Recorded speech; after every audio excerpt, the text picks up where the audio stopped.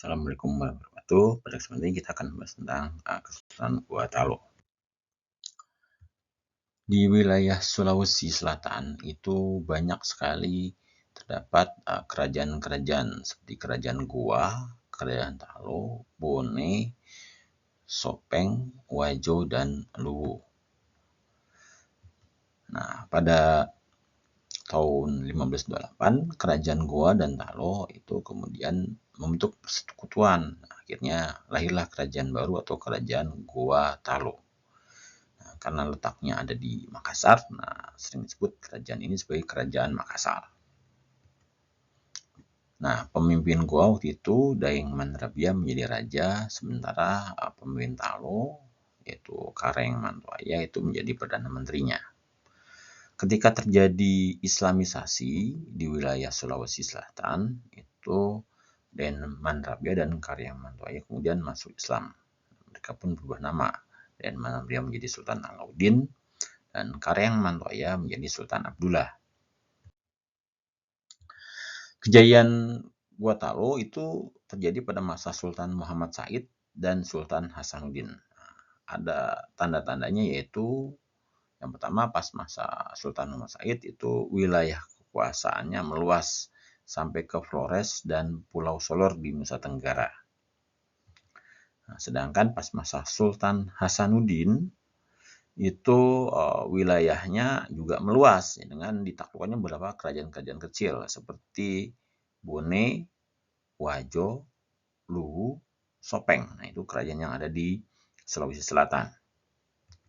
Nah, penaklukan terhadap kerajaan itu kemudian nanti akan membuat putra mahkota Bone yaitu Arab Palaka sakit hati. Ya. Kenapa kok sakit hati ya? Karena namanya perang. Perluasan wilayah itu kan berarti perang ya. Ya perang kan pasti ada rakyat yang menderita. Nah, kemudian pas masa Hasanuddin, dia juga ingin menjadikan Makassar sebagai pusat perdagangan rempah-rempah di bagian timur wilayah Nusantara. Nah, nantinya hal ini akan menyebabkan kerajaan Makassar itu berkonflik dengan VOC. Sultan Hasanuddin yang ingin menjadikan Makassar sebagai pusat perdagangan rempah menyebabnya kemudian bersaing dengan VOC yang waktu itu sudah terlebih dahulu berada di Maluku. Nah, Sultan Hasanuddin kemudian memerintahkan pasukannya untuk menyerbu VOC di Maluku. Nah, sejak itu kemudian terjadilah Perang Makassar. Waktu itu pasukannya Sultan Hasanuddin itu sangat kuat. Nah, sehingga akhirnya VOC kewalahan dan kemudian beliau, si Sultan Hasanuddin itu dijuluki sebagai ayam jantan dari timur. VOC yang kewalahan menghadapi Makassar, kemudian mencoba bersekutu dengan Arupalaka. Masih ingat Arupalaka? Nah, tadi di slide sebelumnya itu Arupalaka itu adalah putra mahkota Bone yang sakit hati melihat penderitaan rakyat Bone ketika terjadi penaklukan oleh Kesultanan Gua Talo atau Sultan Makassar. Nah, Arupalaka bersedia membantu VOC, tapi syaratnya Bone itu merdeka dari Makassar dan Arupalaka diakui menjadi Raja Bone. Nah, singkat cerita oleh VOC disetujui, oke lah nggak apa-apa, yang penting kamu bantu saya ya lawan Sultan Hasanuddin.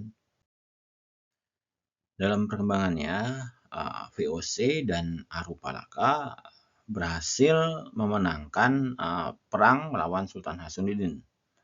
Nah, hal itu ditandai dengan adanya perjanjian Bungaya yang isinya adalah VOC berhak memperoleh monopoli perdagangan di Makassar, kemudian VOC boleh mendirikan benteng di Makassar yang kelak dinamakan namanya Benteng Rotterdam. Kemudian Makassar terpaksa harus melepaskan daerah-daerah jajahannya seperti Bone dan mengakui Arupalaka sebagai raja. Nah, adapun keruntuhan kerajaan Gua Talo itu terjadi pas masa putranya Sultan Hasanuddin. Jadi waktu itu Sultan Hasanuddin digantikan oleh putranya Mapasomba. Nah, Mapasomba ini menentang kehadiran VOC di Makassar. berusaha untuk mengusir VOC dari Makassar. Waktu itu sempat dinasihati sih sebenarnya sama bapaknya. Bapaknya pernah bilang, "Nak, nanti karena VOC sudah terlanjur punya benteng di wilayah Sulawesi Selatan, itu akan sulit bagi kita untuk menyerang VOC." Tapi Mempelai Somba nggak percaya, mereka tetap menyerang VOC. Nah, kemudian VOC gantian mengerahkan pasukan besar-besaran. Akibatnya pasukan Pak Somba berhasil dihancurkan. Nah, Pak Somba sendiri tidak diketahui beradanya dan akhirnya wilayah Makassar dikuasai sepenuhnya oleh Belanda.